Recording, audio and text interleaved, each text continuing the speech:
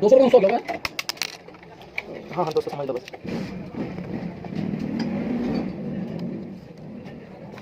ले लो सर।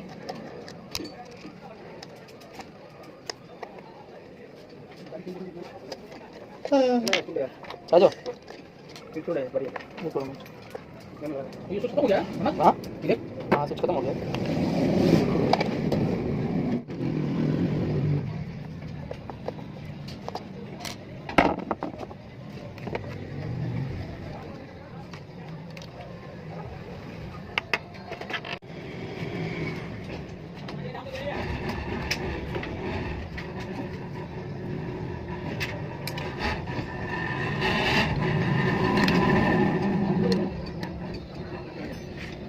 अरे बड़ी घंटे तो है। यही सामान लेके जाऊंगा मसाला क्या करेंगे? हाँ अपन क्या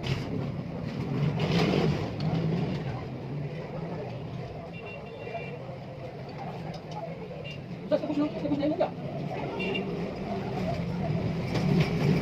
गारंटी तो वो है जो मतलब उसी टाइम। हाँ उसी दिन करके देवे। हाँ, उसी अगर टाइम। दे दो, अगर ये चीज खराब है अब क्लेम हो जाएगा आपका। हाँ अब इंतजार करो 3-4 महीने। वे बैंक चलेगी क्या?